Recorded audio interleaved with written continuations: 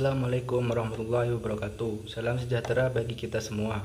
Puji syukur kita panjatkan kepada Tuhan Yang Maha Esa, karena kita bisa berkumpul dalam keadaan sehat pada hari ini. Saya Muhammad Robi akan mempresentasikan tentang posisi agama dalam pengertian sila Pancasila yang diampu oleh Bapak Bahrul Munir. Yang pertama adalah kedudukan agama sebagai sumber nilai dalam pembentukan sila Pancasila.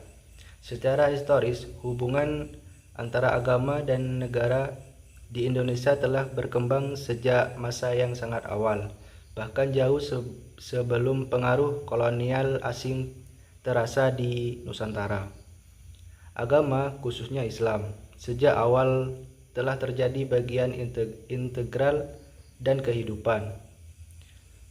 Ajaran Islam masuk ke Nusantara melalui perdagangan, dakwah, dan interaksi sosial antar wilayah.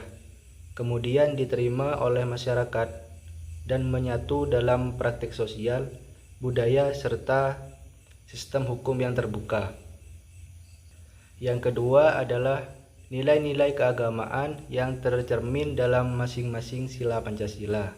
Pancasila merupakan dasar dan ideologi bangsa yang mana di dalamnya terdapat nilai yang terkandung selaras dengan syariat Islam.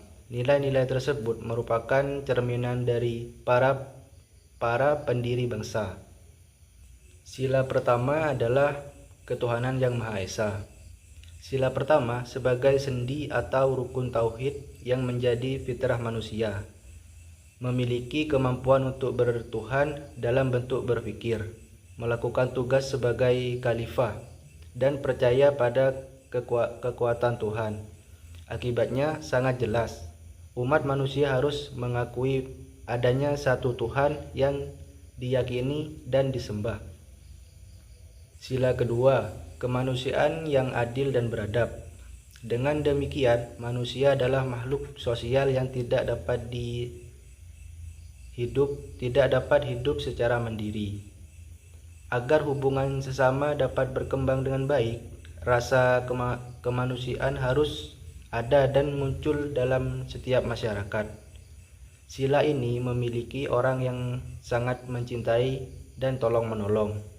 Dalam pendidikan agama Islam, sila kedua ini dapat selaras dengan budaya sopan, santun, salam, sapa, dan senyum. Mereka juga dapat bersikap menengahi. Selain itu, sebagai makhluk Tuhan Yang Maha Esa. Sila ketiga adalah persatuan Indonesia.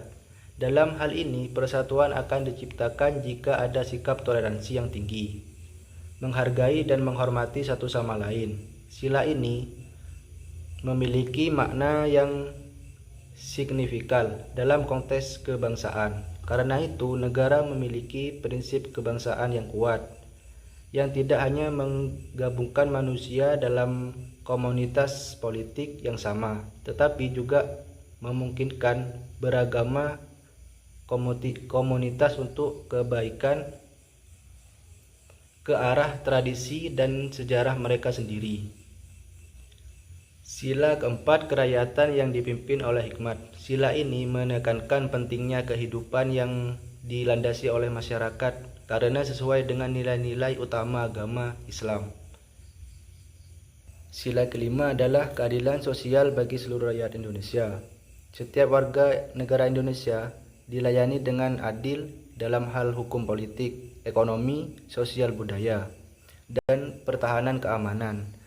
Tujuannya adalah mewujudkan keadilan tanpa membedakan agama, suku, ras, budaya, golongan, dan derajat, serta menciptakan masyarakat yang adil dan makmur dengan persamaan kesejahteraan tanpa kesenjangan sosial.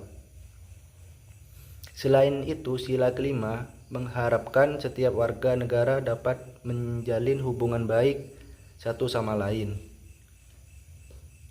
Yang C, keterkaitan agama dalam kehidupan bangsa dan bernegara. Secara praktis, masyarakat dan hukum adalah dua entitas yang sangat terintegrasi satu dengan yang lainnya.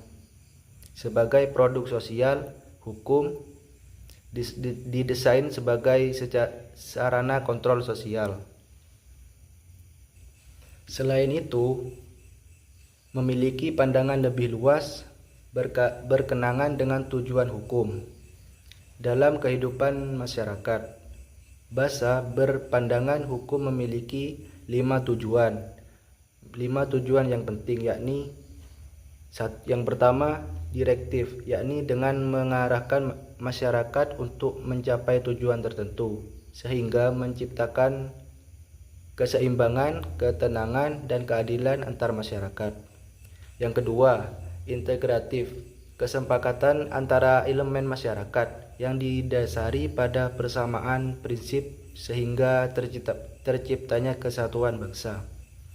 Yang ketiga, stabilitas. Stabilitas adalah fungsi penyeimbangan dalam berperan sebagai penyelarasan kehidupan. Dan yang keempat, proaktif sebagai fungsi pelengkap terhadap pembuatan badan penyelenggaraan negara serta sikap dan tindakan warga negara kehidupan bernegara dan bermasyarakat. Yang kelima adalah koreksi bagi rakyat maupun lembaga penyelenggaraan negara dalam melaksanakan peradilan. Yang D adalah peran agama dalam implementasi nilai Pancasila. Sebagaimana telah diuraikan sebelumnya, Pancasila dan Undang-Undang Dasar 1945 merupakan bentuk ideal dalam penyelenggaraan pemerintah. Meskipun konstitusi di dalam pasal 1 ayat 3 secara tegas dinyatakan bahwa negara Indonesia adalah negara hukum, namun dalam pelaksanaan ketatanegaraan implementasi negara hukum masih sulit untuk diwujudkan.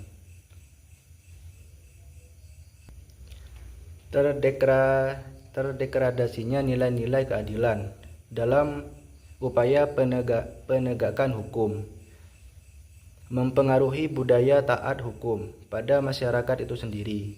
Secara konsep, pendekatan Friedman dalam dapat digunakan untuk menganalisis sejauh mana sistem hukum dapat mempengaruhi kepatuhan subjek hukum terhadap sebuah aturan. Kedua, struktur hukum, yaitu lembaga hukumnya berkaitan dengan sistem hukum itu sendiri. Struktur hukum sendiri meliputi wujud hukum, institusi hukum, kepolisian, jaksa, serta hukum. Perangkat hukum termasuk proses serta kemampuan lembaga hukum dalam menjalankan masyarakat. Ketiga, budaya hukum mencerminkan sikap umum masyarakat dari nilai yang ada dalam masyarakat untuk menggambarkan perspektif tentang hukum dan konteks pengukuran sejauh mana budaya hukum di Indonesia. Dari ketiga aspek tersebut, substansi hukum pada dasarnya memiliki beberapa kelemahan. Misalnya, banyaknya pengaruh perundang-undangan yang saling bertentuan, kemudian tumpang tindih aturan daerah dan pusat. Ketiga, persoalan substansi hukum yang tidak memiliki kekuatan pada peradilan TUN. Keempat, pembentukan Undang-Undang Dasar gagal mewujudkan dasar filosofis, sosiologis, dan yuridis di sisi struktur hukum. Lembaganya, komitmen penegak hukum dapat mewujudkan keadilan menjadi persoalan serius, sehingga menimbulkan persepsi buruk apalagi penegak hukum pada masyarakat. perspektif ini kemudian dilahirkan stigma bahwasanya hukum hanya berlaku untuk masyarakat kecil, sedangkan penguasa tidak dapat disentuh oleh hukum. Pada kondisi ini, masyarakat yang sering menjadi korban ketidakadilan hukum, lemahnya integritas struktur hukum yang diperparah dengan banyaknya aparat penegak hukum yang berhadapan dengan hukum membawa konsekuensi yang logis pada perspektif yang baik. Sebagai contoh sederhana, sistem hukum Friedman dapat dianalogikan pada penerapan dan ketaatan penggunaan jalan terhadap kekuatan undang-undang lalu lintas. Dari sisi substansi hukum, aturan berkendara dan berlalu lintas diundangkan melalui Undang-Undang Nomor 22 Tahun 2009. Kedua, dari sisi struktur penindakan hukum lalu lintas dilaksanakan oleh kepolisian dan penegakan hukum dilaksanakan oleh lembaga peradilan. Secara umum, komponen ini baik dari sisi substansi maupun struktur sudah dipenuhi. Namun fakta masih banyak pengendaraan yang ditindak karena melanggar ketentuannya. Undang-undang lalu lintas. Buruknya komitmen lembaga penegakan hukum, serta ada upaya penyelesaian di luar maksimalisme masyarakat bahwasanya pelanggaran lalu lintas merupakan bentuk pelanggaran biasa yang dapat ditolerir dan diselesaikan tanpa melalui mekanisme peradilan.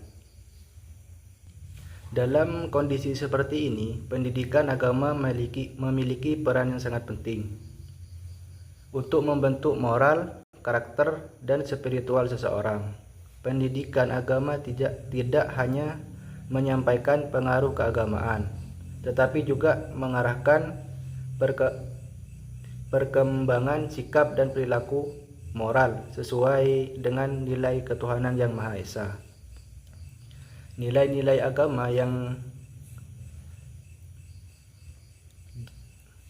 ditanamkan sejak dini berfungsi sebagai dasar bagi seseorang untuk mengembangkan toleransi sikap, memiliki rasa empati, menghargai perbedaan, serta mampu bertanggung jawab di tengah derasnya arus informasi global.